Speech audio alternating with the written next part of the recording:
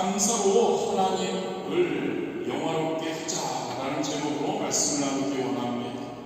현대사회에서 우리는 어떻게 살아가나? 끊임없는 스트레스와 압박 속에서 살아갑니다.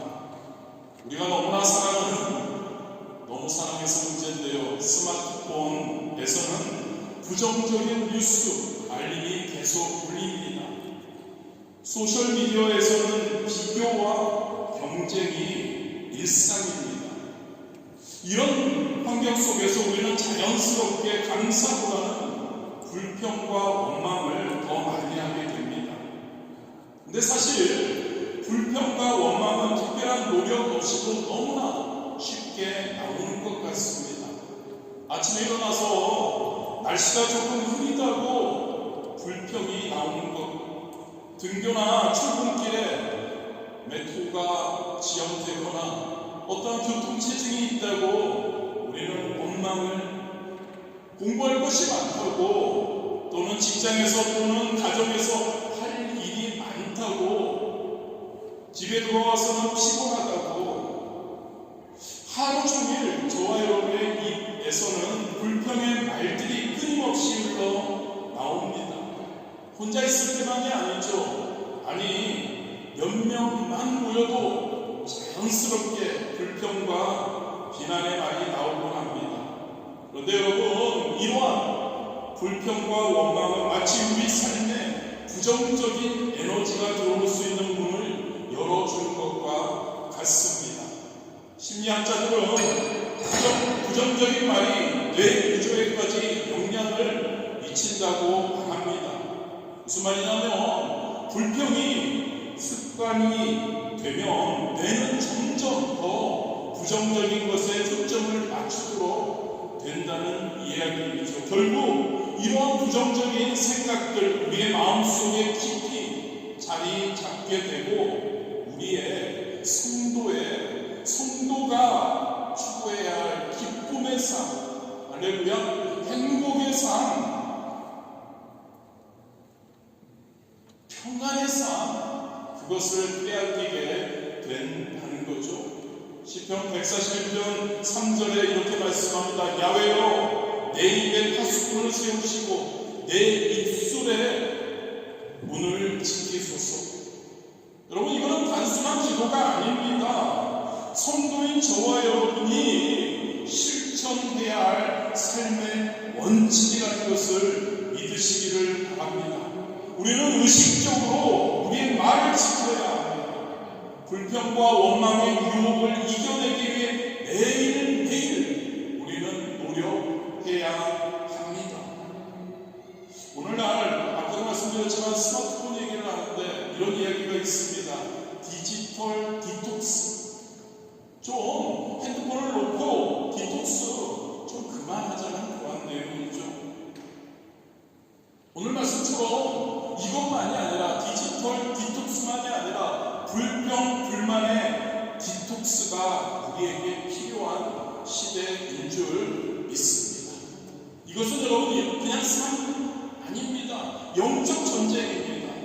이 전쟁에서 우리가 지면 성도가 행복한 삶을 살지 못합니다. 좌절의 삶을 살 수밖에 없습니다. 그런데 이 영적 전쟁에서 이기면 우리는 행복을 누리는 삶을 살 수 있다는 것을 믿으시기를 바랍니다. 가장 먼저, 그렇다면 여러분, 불평과 원망이 어떤 우리의 삶의 결과를 가져오는지 한번 생각해 보기 원합니다. 여러분, 많은 사람들이 불평과 원망이 그저 단순한 사람의 태도의 문제라고 생각합니다. 그러나 그것이 아니죠, 여러분.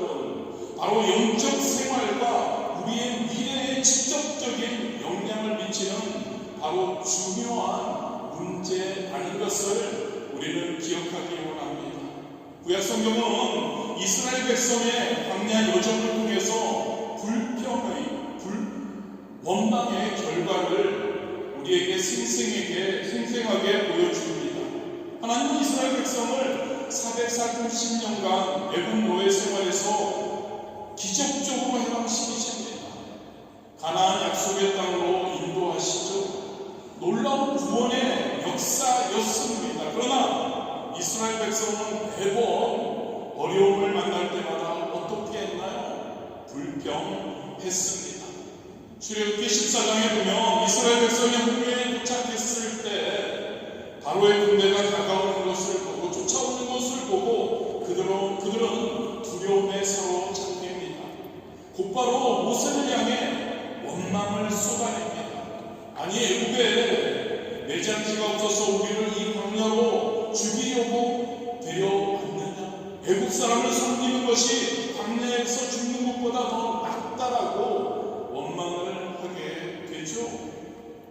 노예 생활로 430년간 노예 생활로 돌아가는 것이 자유를 얻어 살아가는 것보다 더 낫다고 그들은 말할 정도로 시각이 왜곡되었던 거죠. 하지만 그때 하나님은 어떻게 하셨나요? 홍해를 가르시고 물 가운데 마른 길을 만들어 주시고 그리고 이스라엘 백성들이 건너가는 놀라운 기적을 행해 주십니다. 이후에 출애굽기 15장에서는 수르 광야에서 물이 없었습니다. 그들이 또다시 모세에게 불평했죠. 하나님은 쓴 물을 단물로 바꾸어 주십니다. 출애굽기 16장에서는 떡이 없다고 불평합니다. 그때 하나님께서는 하늘에서 만나를 내려 주시죠. 민수기 11장에서는 고기가 없다고 이스라엘 민족이 불평합니다. 그때 하나님께서는 메추라기 떼를 보내주셨습니다. 이렇게 여러분, 하나님 지속적인 이스라엘 백성들을 위한 공급과 오래 참으심에도 불구하고 이스라엘 백성들은 매 위기마다 불평과 원망의 패턴을 반복했죠. 과거의 기적을 쉽게 잊어버리고 현재 당면한 어려움만 보고 하나님을 원망했던 것이죠. 오늘날 저와 여러분의 삶은 어떤가요, 여러분? 저와 여러분의 모습과 혹시 여러분들은 아닐지 모르지만 저 돌아볼 때 비슷한 것 같습니다. 종종 하나님의 과거의 은혜는 잊어버리고 현재 당면한 어려움만 바라보며 혹시 저와 여러분 불평하고 있지는 않는지요?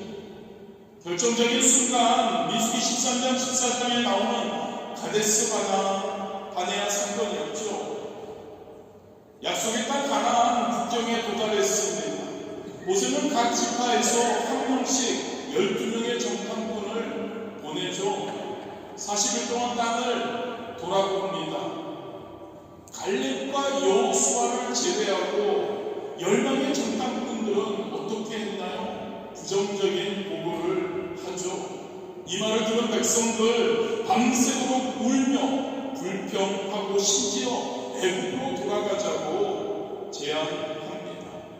잘 들으십시오, 여러분. 이에 대한 하나님의 응답은 민수기 14장 27절에서 30절에 이렇게 기록됩니다.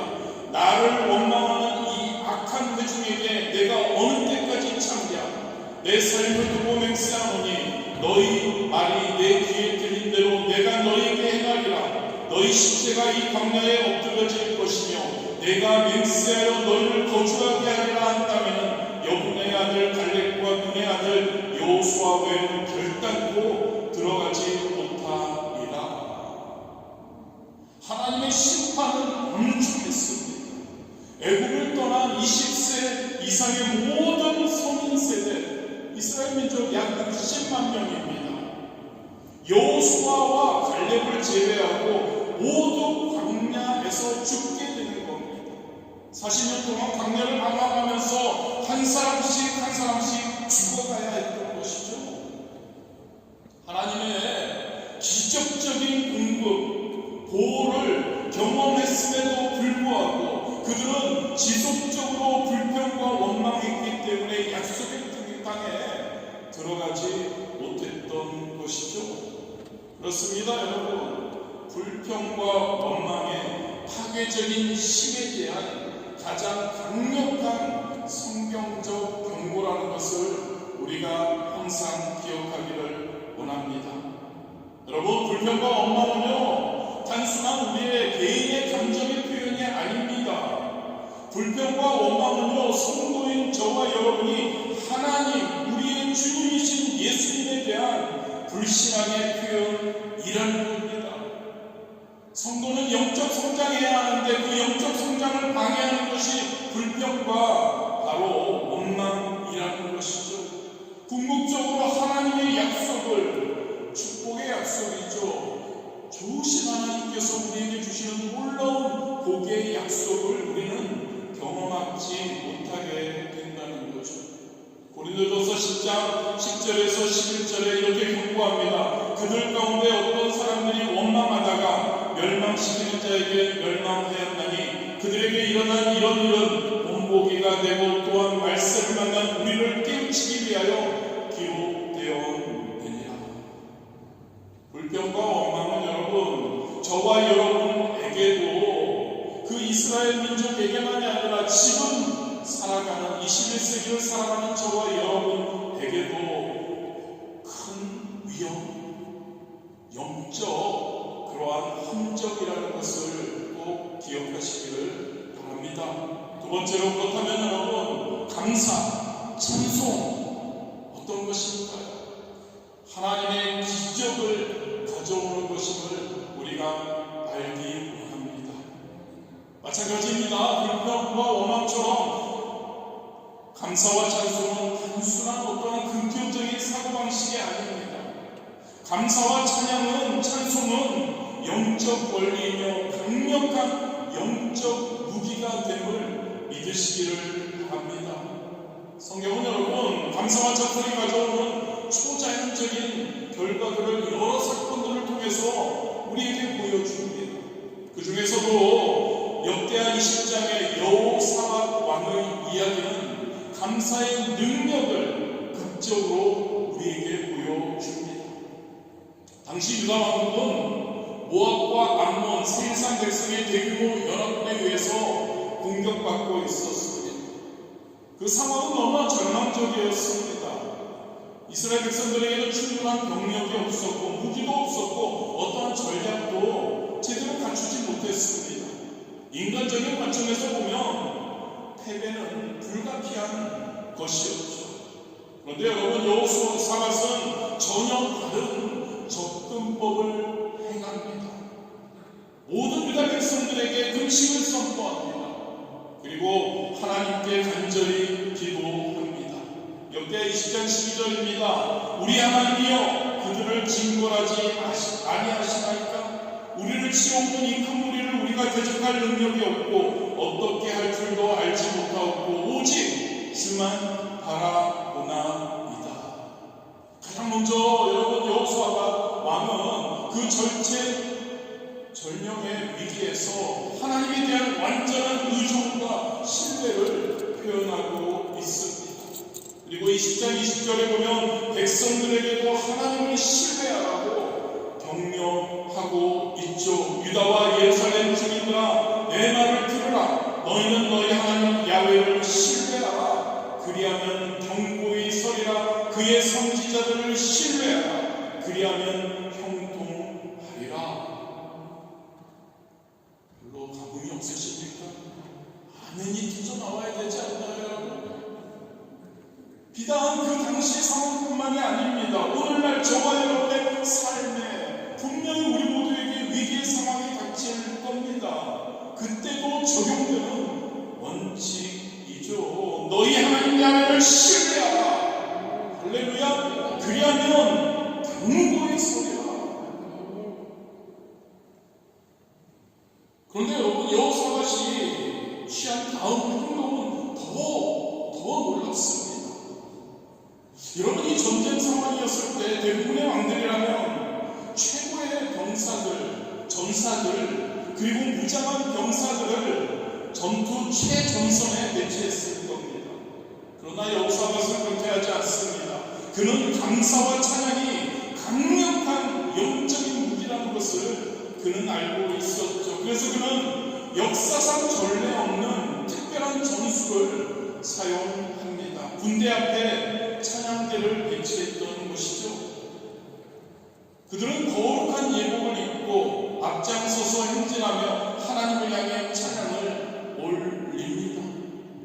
20장 21절 23절입니다. 백성과 의논한 후에 노래하는 자들을 택하여 거룩한 예복을 입히고 군대 앞에서 행진하며 야훼를 찬송하여 이르기를 야훼께 감사하세 그의 인자하심이 영원하도다 하게 하였더니 그들이 노래와 찬송을 시작할 때 야훼께서 국병을 두어 유다를 치러온 암몬 자손과 모압과 세일산 주민들을 치게 하심으로 그들이 패하였다.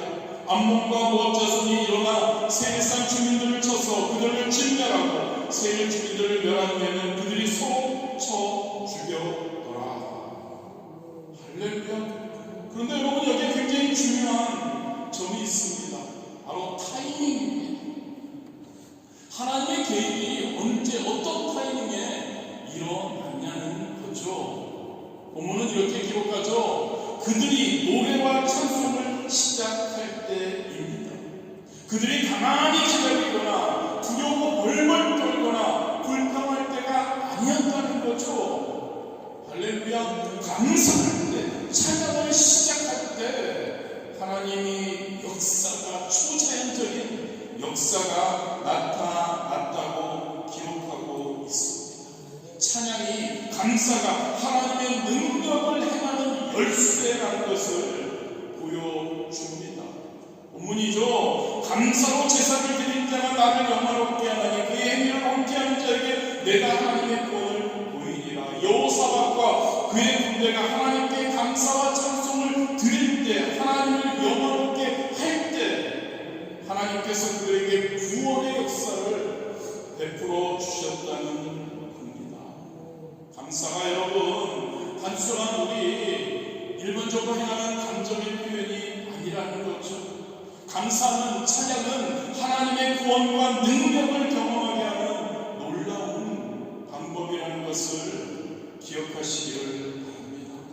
또한 감사와 찬양은 의심을 이기게 하는 강력한 무기가 됩니다. 많은 성도님들이 이렇게 질문합니다. 저 하나님을 믿어요. 그리고 기도했어요. 그런데 그 기도했고 그것이 응답되고 해결될 거를, 기도가 이루어질 거를 나 믿어요. 그런데 자꾸 의심이 생기네요. 어떻게 해야 하죠? 사실 의심은 누구에게나 찾아옵니다. 우리 박봉혁 원사님을 제외한 다른 분들, 성숙한 신앙인들에게도 의심은 찾아옵니다. 의심의 순간을 우리는 경험합니다. 그때 여러분 중요한 것은 무엇이냐는 거죠. 그 의심에 빠져서 허우적거리느냐 아니면 그 의심을 이기고, 할렐루야, 이기고 일어서느냐가 중요한 겁니다. 그렇습니다. 여러분, 의심을 이기는 가장 효과적인 방법은 딴 거 없습니다. 하나님께 감사드리면 됩니다. 의심의 파도가 밀려올 때 하나님, 지금 아직 제가 기도한 거 그것에 대해서 아직 눈에 나타나지는 않지만 하나님, 그럼에도 불구하고 우리 하나님은 전능하신 하나님 믿으십니까? 우리 하나님은 우리의 아버지 되시는 하나님. 사도신경 성경 매 예배마다 우리가 반복적으로 고백하잖아요. 그 하나님 전능하시고 천지를 지으시고 우리의 아버지가 되시는 좋으신 하나님께서 나 잘되길 원하시고 내가 바라는 것, 기도하는 것 하나님 응답해 주시기를 원한다는 그 확신을 가지고 감사하는 겁니다. 하나님 이미 결과는 정해져 있네요. 하나님 이미 지금 하나님께서 나의 응답을 위해, 해결을 위해 일하고 계시군요. 감사합니다. 이런 고백이 우리에게 있어야 할 줄 믿습니다. 이런 고백이, 이런 감사의 선포가 저와 여러분이 가질 수밖에 없는 의심의 목소리를 잠재우는 겁니다. 그리고 오직 믿음이죠. 우리의 믿음이 활성화된다는 거죠. 감사를 하나님께 드릴 때 우리의 초점이 어디에 있게 되냐는 거죠. 문제에서 있지 않습니다. 우리의 초점은 문제를 추월하신 문제의 해결자이신 하나님께로 옮겨가게 된다는 것, 믿으시기를 주님의 이름으로 축복합니다. 감사와 찬양은 또한 불평을 이기는 가장 효과적인 무기입니다. 아까도 잠시 언급했지만 현대 심리학 연구에 따르면 뇌는 한 번의 긍정적인 생각과 부정적인 생각을 동시에 처리할 수 없다고 합니다. 즉 여러분, 저와 여러분이 의식적으로 감사를 선택할 때 불평과 원망은 자연스럽게 우리의 생각에서 물러갈 수밖에 없다는 거죠. 할렐루야, 감사해야 되는 겁니다. 매 순간 감사하는 겁니다. 모든 것이 하나님의 은혜라는 거죠. 믿으시는 저와 여러분 되시기를 주님의 이름으로 진짜 축복합니다. 빌보 4장 11절 13절에 보면 사도 바울의 고백입니다. 내가 궁핍함으로 말하는 것이 아니냐, 어떠한 형편에든지 나는 자족하기를 배웠노니 내게 능력 주시는 자 안에서 내가 모든 것을 할 수 있느니라. 여러분, 우리 삶에 어려움이 너무나 많이 있습니다. 그런데 어려운 상황 속에서 감사할 수 있습니다. 사도 바울은 감옥에서 매맞은 후에도 심지어 죽음의 위협 앞에서도 감사의 찬양을 했던 것을 볼 수 있죠. 초자연적인 감사의 능력을 우리에게 말해 주는 겁니다. 할렐루야. 세 번째로 여러분, 그렇다면 성도인 믿는 자로서 우리 특별히 감사해야 할 것을 한번 잠시 생각해 보기를 원합니다. 현대사회에서는 물질의 풍요, 성공, 건강 장수가 최고의 가치처럼 여겨집니다. 하지만 성도인 저와 여러분은 이 세상적인 가치관을 배제하는 것 아닙니다. 세상적인 가치관도 중요합니다. 그런데 그것보다 더 이 세상의 가치관을 넘어서는 더 크고 영원한 축복을 받았다는 것을 우리는 항상 기억하며 항상 감사하며 살아가야 할 줄 믿습니다. 무엇보다도 가장 중요한 게 뭘까요? 예수 그리스도를 우리는 믿었습니다. 할렐루야. 그리고 우리는 구원을 받았다는 것이죠. 감사하십니까, 여러분? 이게 얼마나 감사한 것인지를 여러분 꼭 마음에 품으시기를 진심으로 원합니다. 예수님 마태복음 16장 26절에 저와 여러분에게 강력한 질문을 던지십니다. 사람이 만일 온 천하를 얻고도 제 목숨을 잃으면 무엇이 유익하리요? 사람이 무엇을 주고 자기 목숨과 바꾸겠느냐? 여러분, 이 질문은 현대사회를 살아가는 우리에게 더 큰 의미로 다가옵니다. 많은 사람들이 오늘날 성공과 부를 위해서 건강, 때로는 가족관계, 심지어 자신의 영혼까지 희생합니다.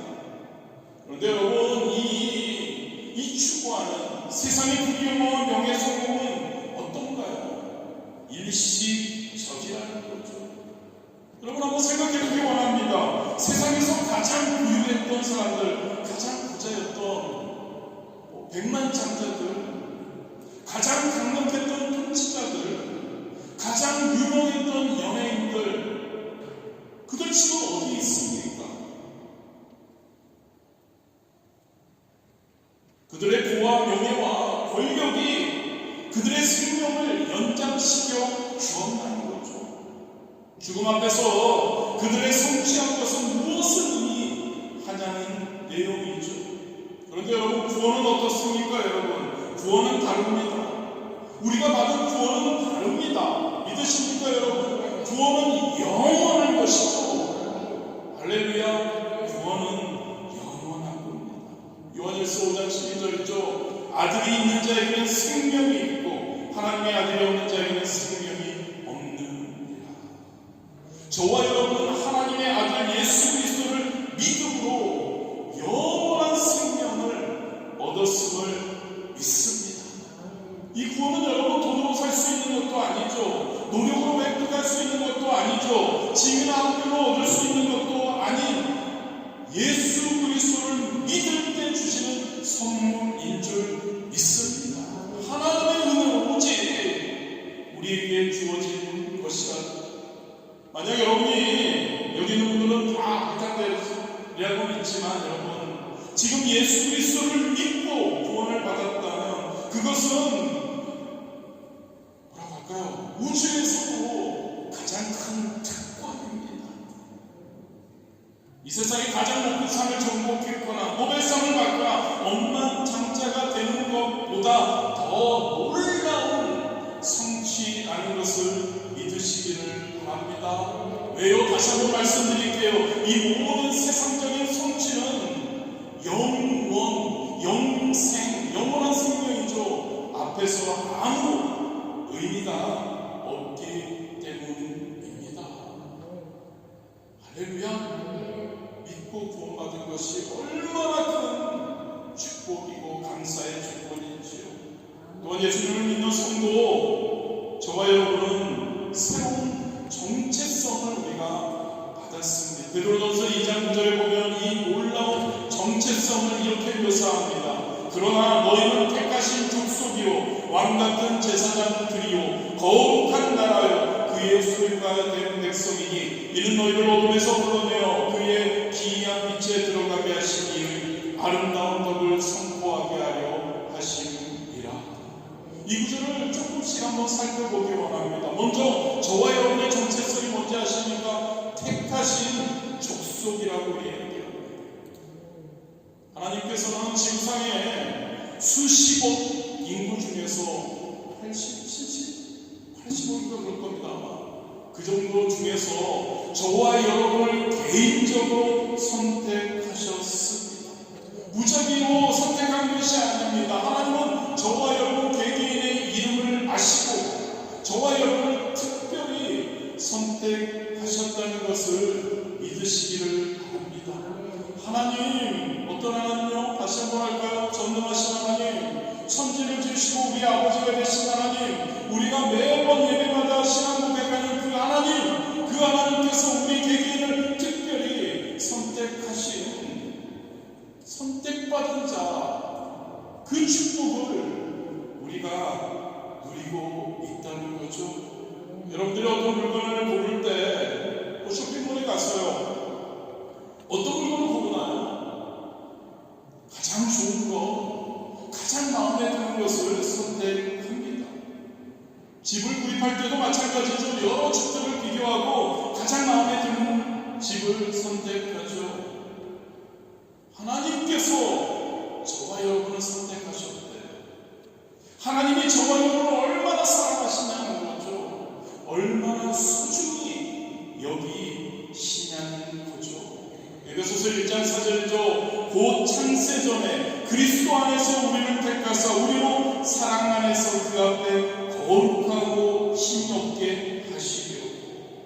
하나님은 세상이 창조되기 전에 이미 저와 여러분을 선택하셨다는 것 항상 기억하기를 진심으로 원합니다.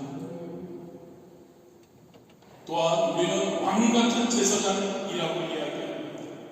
여러분, 구약시대 제사장은 하나님과 인간 사이의 중재자였죠. 그 제사장들은 많이 하나님의 임재가 있는 성소에 들어갈 수 있었습니다. 저와 여러분은요, 제사장입니다. 예수 그리스도를 통해서 우리는 직접 하나님께 나아갈 수 있는 제사장이 되었다는 겁니다. 얼마나 감사한지요. 더불어 우리는 단순한 제사장이 아니라고 하죠. 왕같은 제사장이라고 이야기합니다. 왕은 무엇일까요? 여러분, 다스리는 자, 권위 있는 자를 이야기합니다. 즉 저와 여러분은 예수 그리스도 안에서 영적 권위를 가지고 있다는 겁니다. 누구에 대해서요? 악한 마귀에 대해서, 어둠의 세력에 대해서 우리는 권위를 갖고 그들과 대적하고 우리는 이길 수 있게 되었다는 거죠. 예수님 누가복음 10장 19절에서 이렇게 말씀하십니다. 내가 너희에게 뱀과 정갈을 밟으며 원수의 모든 능력을 제어할 권능을 주었으니 너희를 해칠 자가 결코 없으리라. 신약시대만이 얘기가 아닙니다. 저와 여러분의 뿐만 지금 현재 살아가는 저와 여러분에게도 동일하게 적용되는 권위임을 믿으시기를 바랍니다. 그래서요 여러분, 그 권위를 가지고 여러분 이제 세상을 살아가면서 두려워하지 마시기 바랍니다. 질병에 얽매이지 마시기 바랍니다. 세상의 어떤 어려움에, 어떤 공격에 여러분 예수 이름으로 물리치시기를 바랍니다. 저와 여러분의 그 권위가 주어졌습니다. 성도인 저와 여러분에게. 또한 우리는 거룩한 나라라고 이렇게 이야기하죠. 거룩한 무엇일까요? 거룩함은 구별됨을 의미합니다. 할렐루야. 너무나 소중한 것 같습니다요. 거룩한 성도, 너무나 우리가 추구해야 할 그러한 성도의 삶이죠. 구별되는 겁니다. 우리는 세상과 다른 가치관, 다른 목적, 할렐루야, 다른 정체성을 가진 구별된 사람인 줄 믿습니다. 그렇다고 해서 우리가 세상과 단절된 삶을 살아야 된다는 것이 아닙니다. 세상 속에서 우리는 빛과 소금의 역할을 하며 다른 방식으로 살아가야 한다는 것이죠.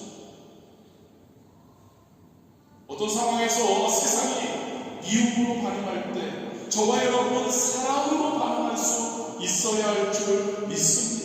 세상이 불안해할 때 저와 여러분은 우리 전능하신 하나님, 우리를 사랑하신 하나님에 대한 믿음을 가지고 우리는 평안으로 반응해야 합니다. 세상이 복수를 꿈꿀 때 우리는 어떻게 해야 할까요? 용서로 반응해야 합니다. 이게 여러분 거룩한 나라에 속한 사람들의 삶의 방식, 저와 여러분들의 새로운 정체성의 방식, 삶의 방식 되어야 할 줄 믿습니다. 마지막으로 우리는 그의 소유된 백성이라고 기록하죠. 하나님께 우리가 속했다는 이야기입니다. 시편 100편 3절 4절은 이렇게 기록합니다. 야훼가 우리 하나님이신 줄 알지어다. 할렐루야.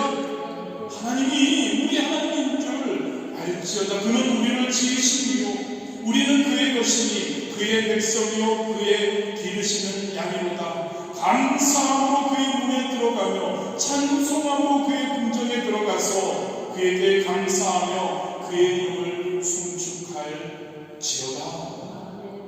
할렐루야. 우리는 하나님의 소유가 된 자녀죠. 저와 여러분을 한번 생각해 보기 원합니다. 저와 여러분이 소유를 한번 생각해 보았으면 여러분들 가지고 있는 거 소중하게 여기실 겁니다. 맞죠? 여러분들이 가지고 있는 거 그냥 별 상관없지 않으실 겁니다. 하나님도 마찬가지입니다. 저와 여러분의 하나님의 소유라는 것은 하나님께서 우리를 보호하시고 공급하시고 우리를 돌보신다는 뜻인 줄 믿으시기를 바랍니다.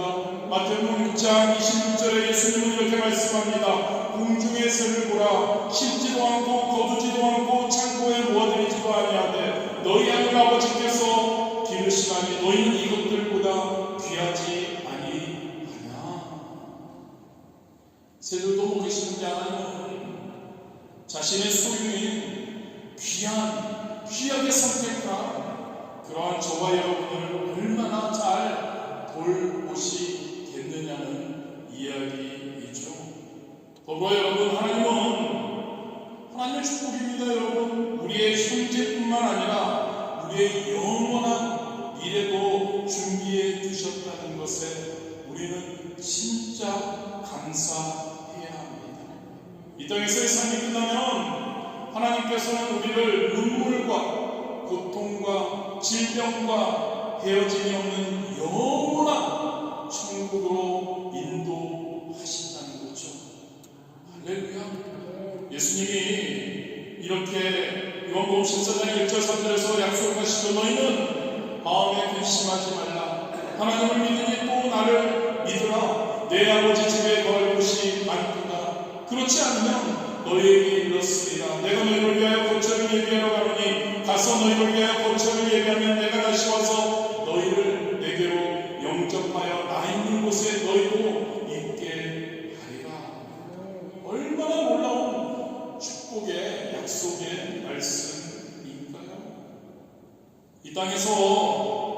살 때 집을 마련하기 위해서 우리는 평생을 일하고 저축해야 합니다. 그런데 여러분, 결국 그 집은 어떻게 되죠? 낡아지고 무너집니다. 하지만 여러분, 예수님은 우리를 위해 영원한 집을 예비하고 계시다는 것을 믿으시기를 바랍니다. 이 집은 사람의 손으로 지은 것이 아니라 하나님 예수님께서 직접 지으신 것이죠. 여러분, 이 집을 생각하면 저와 여러분은 이 세상에서 우리가 자주 이야기하죠. 나그네 삶을 산다고. 그런데 여러분, 길을 잃은 나그네가 아닙니다. 목적지가 분명한 순례자인 거죠. 이 세상에서 또 돌아다니는 방랑자가 아니라 영원한 예수님이 준비하신 그 집 분양을 향해 가는 여행자라는 것을 믿으시기를 바랍니다. 요즘은 어떻습니까? 여러분, 요즘 시대가 어떻습니까? 불확실성이 가득한 시대이죠. 그런데 여러분, 저와 여러분의 영원한 그러한 갈 곳이 확실하다는 것, 얼마나 큰 위로가 되나요? 나이가 들수록, 건강이 쇠약해질수록 이 약속은 더 소중해지는 것 같습니다.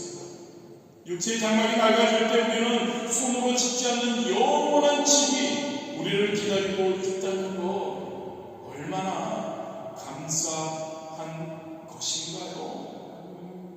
여러분, 현대사회에서는 신앙을 갖지 않은 많은 사람들이 죽음 앞에서 두려움과 절망을 경험합니다. 그들에게는 죽음이 끝입니다. 모든 것이 끝, 상실. 하지만 성도인 저와 여러분 그리스도인에게는 죽음은 무엇입니까? 새로운 시작인 줄 믿습니다. 더 나은 것으로 향하는 전환점이라는 것을 항상 기억하기를 원합니다. 빌립보서 1장 21절에 사도 바울의 고백이 이는 내게 사는 것이 그리스도니 죽는 것도 유익함이라. 죽음 너머에 있는 영광스러운 우리는 미래를 압니다. 그렇기에 우리는 죽음조차도 감사의 제목이 될 수 있는 것이죠. 많은 것을 열거해 보았습니다. 저와 여러분이 받은 영적 축복을 생각할 때 저와 여러분의 삶에서 어떻게 불평을, 원망을, 어떻게 감사하지 않을 수 있을까요? 감사하는 저와 여러분 되시기를 주님의 이름으로 축복합니다. 마지막입니다. 여러분, 감사의 이 원칙, 오늘날의 바쁜 생활 속에서 어떻게 실천할지 몇 가지만 한번 잠시 생각해 보기 원합니다. 우리 성도님들은 하도 많이 들어서 지겹기도 하겠지만 아침에 여러분 감사로 시작하는 겁니다. 감사하는 삶을 살기 위해서 그런 겁니다. 감사로 하나님께 하나님을 영원롭게 하기 위해서 너무나 절실한 겁니다. 하루를 시작할 때 스마트폰을 먼저 확인하는 겁니다. 5분간 우리 자주 이야기했죠. 고백하는 것이죠. 마태복음 16장 16절 사도 베드로의 그 고백 뭐죠? 주는 그리스도시요 살아계신 하나님의 아들이십니다. 예수님은 나의 구원자시고 그리스도시고 그분은 하나님의 아들이십니다. 그분께서 나의 주님이십니다. 나의 주인님이십니다. 하루에 3번, 아침에 3번 고백하고 그 하루의 삶에 방향이 얼마나 달라질게요. 그리고 고백하고 추가합니다. 감사했으면 합니다. 감사의 기도를 시작했으면 합니다. 하나님, 잠에서 깨어난 것이 얼마나 감사할까요? 잠자다가 하늘나라도 갈 수 있는데 잠에서 깨어나게 해주신 하나님 감사합니다. 숨 쉴 수 있는 것 감사합니다. 새로운 하루를 맞이하게 해주신 하나님 감사합니다.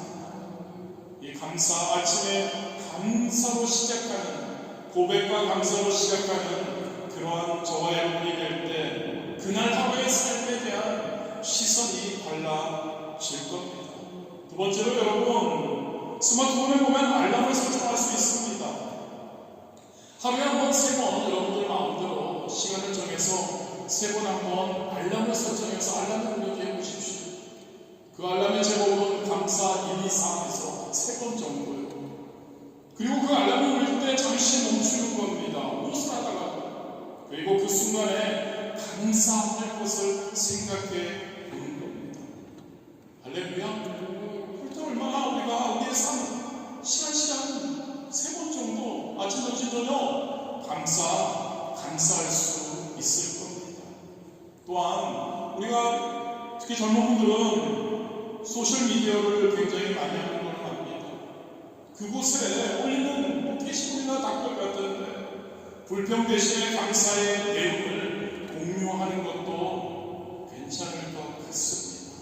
의식적으로 우리의 삶 가운데 감사가 매 순간에 일어나는 것이죠. 세 번째로 여러분, 특별히 저와 여러분의 삶 가운데 어려운 상황에서 감사를 실천하는 것이 너무나 중요합니다.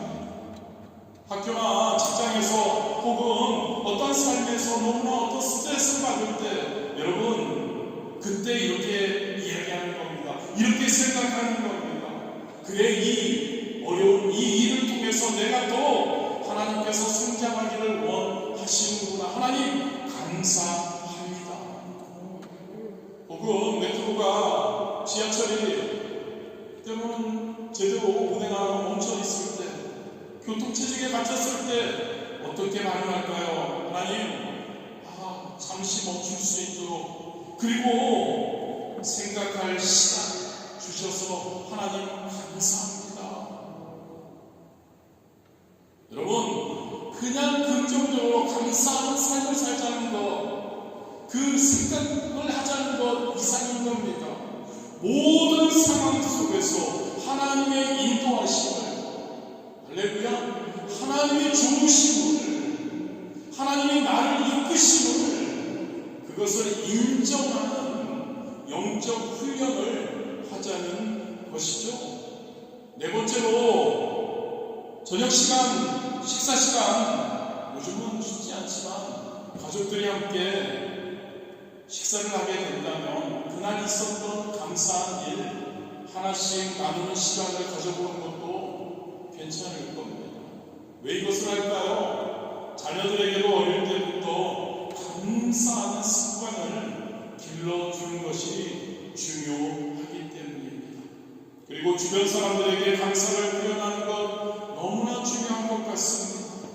여러분의 배우자, 자녀, 부모님, 동료, 이웃 함께하는 우리 성도님들에게 감사의 말을 전해 보시기 바랍니다. 당신이 있어서 감사해요. 우리 앞뒤 옆에 분들에게 한번 인사할까요? 당신이 있어서 감사해요. 별로 하기도 싫으십니까? 그렇습니다, 여러분. 저는 남편이죠. 아내가 있어서 얼마나 감사한지 모릅니다. 자녀가 있어서 얼마나 감사한지 모릅니다. 이 광야 같은 세상을 살아가는데 같이 생각해주고, 같이 동조해주고, 같이 공감해주고, 같이 기도해주고, 같이 그 삶을 헤쳐나갈 수 있는 사람들이 있다는 것이 얼마나 감사한지요. 그죠, 현재 집사님? 에스터? 진짜 감사한 겁니다, 여러분. 우리 주변에, 우리 바로 옆에 있는 성도님들 함께 신앙생활하며, 함께 하나님을 믿으며, 오직 믿음으로 열매를 맺기 위해 몸부림치는 저와 여러분, 얼마나 감사한지요. 당신이 있어서 감사해요. 때로는 문자, 때로는 메시지, 때로는 요즘은 거의 안 하지만 손으로 편지, 직접적인 대화로 감사를 표현하는 그러한 저와 여러분, 애쓰는 저와 여러분 되시기를 바랍니다. 마지막으로 하루가 이렇게 흘러가고요. 마지막에 하루를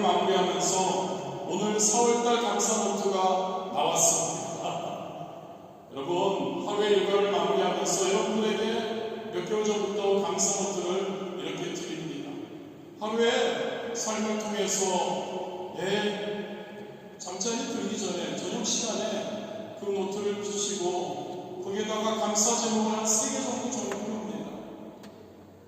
그리고 밑에 보면 그날의 신앙생활에 대해서 체크하는 게 있습니다. 그날 경험한 작은 축복을 생각하자는 겁니다. 제가 와서 여러분들과 함께 매년 보통 많이 했죠. 연말 되면은 우리가 감사 제목 몇 개였죠? 지겨우셨죠? 감사 제목 100개, 그 다음에 기도 제목 20개, 100개를 한 달 전부터 적도록 이렇게 문제를 나눠드립니다. 힘듭니다. 100개를 생각해내는 게 쉽지 않습니다. 그런데 나중에 그걸 다 작성하시고 나중에 말씀해 주시는 것이, 어떤 분들은 일정표를, 예전에 일정표를 다 다시 돌아보면서 감사할 걸 찾으려고 그러다 보니까 잊었던 감사, 하나님이 역사하셨구나 라는 것을 많이 깨닫게 되고 감사했다고 합니다. 여러분, 하루의 일과를 여러분들이 이렇게 마무리하면 얼마나 좋을까요? 경험한 작은 축복들, 만난 귀한 분들, 그리고 하나님이 나에게 말씀해 주시는 그러한 감사의 교훈들, 그러한 것들을 적어 보십시오. 한 달 한 달 그게 쌓이면 여러분, 이 감사 노트는 하나님이 나를 어떻게 이끄셨고 하나님이 나에게 얼마나 많은 감사의 조건을 허락하셨는지 하나님께 감히 감사하지 않을 수 없는 그러한 소중한 기록이 될 겁니다. 말씀을 마무리하겠습니다. 여러분, 우리 지금 살고 있는 시대는 어떤가요? 너무나 불확실성과 변화가 빠른 시대를 살아가고 있습니다. 빨리빨리 적응해야 합니다. 하지만 그 어느 때보다도 감사의 능력이 필요한 시기이기도 합니다. 불평과 원망은 우리의 삶에 부정적인 에너지를 끌어들이는 길이죠. 감사와 찬송은 우리의 하나님, 그 하나님의 임재를 우리의 삶에 초청하는 길입니다. 하나님은 감사와 찬양이 있는 곳에 임재하십니다. 저와 여러분이 감사의 마음으로 우리의 마음의 문을 활짝 열고 우리의 삶의 문을 열 때 하나님이 우리의 삶에, 우리의 마음 가운데 오셔서 놀라운 기적을 일으켜 주실 줄 믿습니다. 히브리서 13장 15절 말씀, 그러므로 우리는 예수로 말미암아 항상 찬미의 제사를 하나님께 드리자. 이는 그의 이름을 증언하는 입술의 열매니라. 오늘부터 불평하지 마십시오. 할렐루야. 대답 안 하시는 분들은 불평하실 겁니까? 의식적으로 감사의 말을 늘려가는 그런 우리가 되기를, 우리의 그 감사의 입술을 통해 여러분, 우리 주변에 감사할 때 어떤 역사가 일어나고 감사하는 자들이 성도이고 감사하는 이들이 그리스도인이구나, 다르다는 것, 그것을 통해 우리가 우리 주변의 세상의 빛과 소금의 역할을 감당할 수 있게 되기를 주님의 이름으로 축복합니다. 조심하라.